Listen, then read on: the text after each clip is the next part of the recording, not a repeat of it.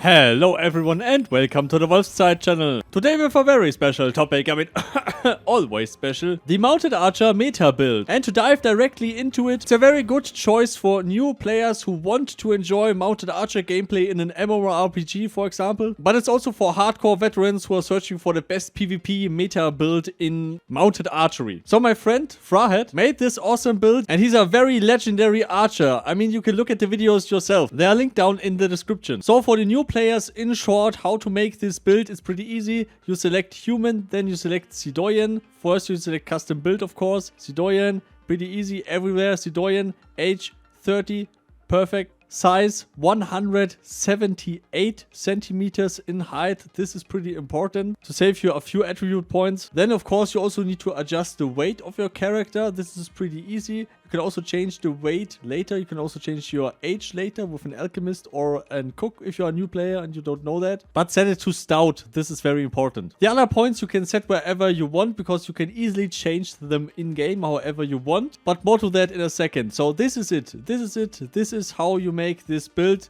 Everything else, customize however you want, no problem there. So playing this build is relatively easy, but mastering this build is relatively hard. So yeah, what do I mean by that? First, we have to understand the stats. So this build is perfect when you want to support transport runs from cities, because using living pets is very useful. You can pick a variety of them depending on your region. For example, in the north, it's much harder to get Lykiators or Taurdogs, while around Meduli you will find Taurdogs more easily, but Direwolves are much rarer. If your focus is purely on large-scale fights, you don't necessarily need a mount that you can casually ride into a city. Instead, you can use the advantage of the ritual pet, because ritual pets let you store a huge amount of creatures and give you extra stamina. And if you prefer to roam solo, then being able to fight on foot can also be really strong. You might even mix in beast mastery to finish off dismounting enemies with pets. This is why the combat speed here is also a factor. And for the skills, it really depends on your playstyle. What playstyle do you enjoy the most? So do you want to deal the maximum possible damage with your bow? Then you will need to heavy focus on all the archery skills, of course. And even marksmanship, when you're only aiming for the head of the enemies and you are confident enough that you can hit them and you're actually hitting them, then investing in marksmanship is maybe an awesome idea. But when you're just starting out this build, then using the points in marksmanship is maybe not the best option. Better first exercise yourself with the bow and then adapt and then skill marksmanship. Because marksmanship is the crit chance, is the crit factor in here. And yes, only head hits are counted for critical hits. You can't critical hit on torso. Or maybe your main focus is just to kill pets with your bow. That's also a valid angle. And it also changes your stat priorities just a bit. Because then you can include marksmanship. Because hitting on some pets that are just standing there on their heads with a weak spot every time, this is really devastating. Here comes the other thing. Do you want to play with spells as well? Then of course you can include that. But you need to invest something into intelligence and magic. But you can also just skip that.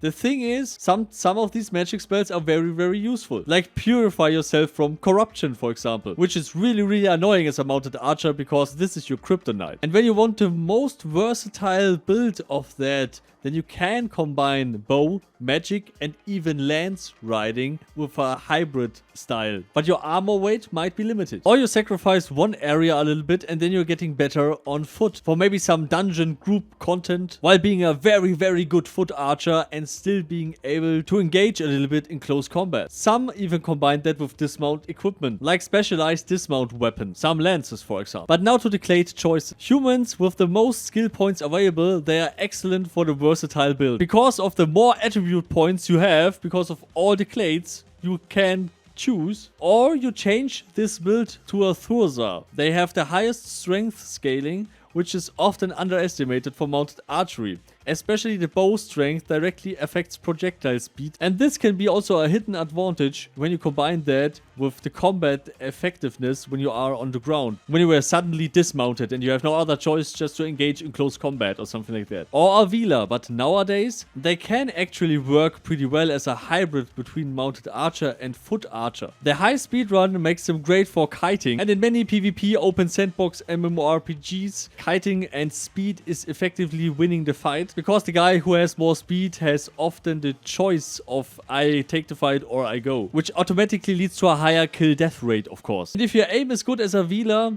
and you can reliable weak spot foot fighters maybe, then you have a good chance as a Veela. Now to the Oghmirs. Oghmirs, sadly they're the black sheep right now for mounted archery. Historically they were the most defensive mounted archers and very effectively at dismounting enemies and then finishing them with magic. I'm not sure if anyone still plays them like that today, and this is exactly the point. Metas, PvP and styles are shifting in this game. This is why you also need to adapt. So the build I've showed you in the beginning is completely working for a new player. It's completely, you can start out with that, you can be a mounted archer and it works. You can also pick the exact same skills and skilling the mastery. I mean, more or less a must-have is the more action points, because the more action points, the more variety you have in your mounted archer build, and you can never have enough points in your mounted archer build. And of course, skilling the bow sway and the bow draw speed, and of course the piercing damage. This is a no-brainer, and the extra attribute points from your Clade that every Clade has, by the way. Some also prefer skilling health and ecumenical magic defense or some other stuff, and this really depends on your personal preference. Again, equipment depends. When you don't want to use magic or something like that, you can also use more heavy equipment, of course, but this depends on your personal preference. But a versatile option would be this, and you would save yourself the points from the heavy armor training. And when you exercise enough and enough arrows hit, then your enemy can't hit back, so this is also a tactic. And for the ones who want to include magic, this works perfectly if you want some heals or maybe some Purify or maybe even some other spells. So yeah, please leave your opinion about this build in the comments, would be so awesome. And please leave a like and subscribe, would be so nice. So special thanks to all these supporters, of course.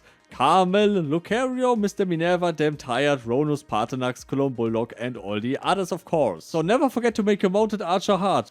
I mean party hard. See you all next time. Goodbye.